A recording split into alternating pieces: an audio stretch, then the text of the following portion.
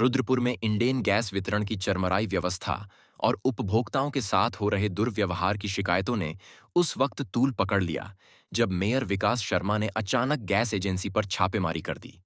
मौके पर नियमों की धज्जियां उड़ते देख मेयर का पारा 7वें आसमान पर पहुंच गया। उन्होंने न केवल प्रबंधकों को जमकर फटकार लगाई, बल्कि जिला प्रशासन को भी मौके पर बुला लिया। पिछले कई दिनों से इंडेन गैस एजेंसी पर वितरण में भारी अनियमितताओं और उपभोक्ताओं के हंगामे की खबरें आ रही थीं। सूचना मिली थी कि एजेंसी पर गैस की कालाबाजारी की जा रही है। मेयर जब मौके पर पहुंचे तो स्थिति बेहद खराब मिली।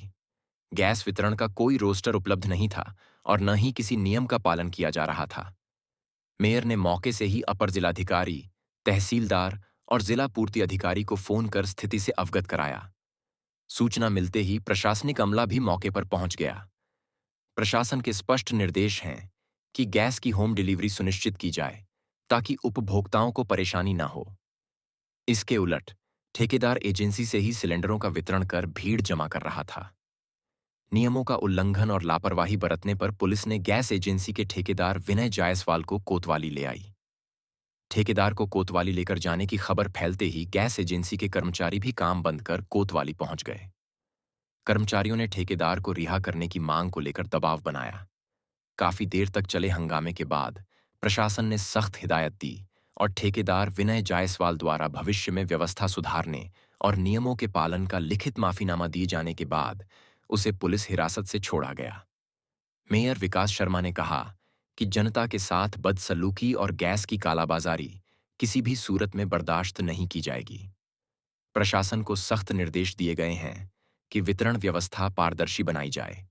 लगातार प्रशासन, सरकार पूरी तरह से लगी है कि सबको गैस मिले और लगभग अगर ज़िले की बात करें तो सारी एजेंसियां अच्छे से काम कर रही हैं, सबको समय से डिलीवरी भी हो रही है। लेकिन इंडेन गैस एजेंसी जो मुख्य गैस एजेंसी है, जहां मैं समझता हूं 30,000 40,000 कस्टमर हैं और सबसे ज़्यादा परेशानी इस एजेंसी में हो रही है। और आज जब वहाँ हंगामा हो रहा था तो मैं सोशल मीडिया के माध्यम से देख के वहाँ जब पहुँचा तो वहाँ जानकारी आई कि वहाँ कोई रोस्टर नहीं बना रखा है, ठेकेदार अपनी मर्जी से गैस को डिलीवरी कर रहे हैं। तो पता चल रहा है कि जिनकी गैस डिलीवरी हो गई है और नहीं हुई है उनको भी मैसेज आ रहा है गैस डिलीवर हो गई है। तो मैंने एडीएम हमारे पंकज उपाध्याय जी को भी बात की थी और हमारे डीएसओ साहब मलकीत जी और हम सब लोगों ने संयुक्त रूप से अभी वहाँ पे एक सिस्टम बनाने का प्रयास किया है। लेकिन फिर भी कई ठेकेदार की मुझे लग रहा है कि लापरवाही की वजह से यहाँ अड़चने आ रही हैं। तो आज उसे एडीएम साहब ने यहाँ गिरफ्तार करके अभी पुलिस के हवाले किया है। अब क्योंकि इस समय क्रिटिकल स्थिति है, हमें काम भी कराना है और इसलिए अभी उसे लिखित माफ़ीनामे पे एक बार हम मौका दे रहे हैं और उसके बाद भी गैस की व्यवस्था नहीं सुधरेगी तो इसका ठेका भी कैंसिल किया जाएगा और कानूनी कार्रवाई भी की जाएगी। तो जायसवाल नाम का एक व्यक्ति है जो वहाँ पर ठेकेदार में काम करता है, उसके लोग उसकी गाड़ियाँ वितरण का काम करती हैं। शिकायत मिल रही थी कि वहाँ पर कुछ लोग सिलेंडर लेकर के खड़े हो गए, लाइन लगा लिया है सुबह से। यद्यपि जिलाधिकारी महोदय के आदेश से स्पष्ट रूप से प्रतिबंध लगाया गया है कि गैस गोदामों पर गैस का वितरण नहीं होगा और आज भी वहाँ पर गैस का वितरण नहीं किया गया है। निश्चित तौर पर मेरा मानना है कि कुछ लोग ऐसे लोगों को प्रमोट कर रहे हैं कि आप जाइए गोदाम पर लाइन लगाइए तो दबाव बनेगा, मिल जाएगा, जबकि ऐसा संभव नहीं है। जो वहाँ पर खड़े थे उनको वहाँ से हटा दिया गया है। हाँ, एक बात ज़रूर चिंता का विषय है कि वहाँ पर कुछ लोग ऐसे थे जो 15-16 तारीख की पर्ची लेके भी घूम रहे थे, उनको अब तक सिलेंडर नहीं पहुँचा।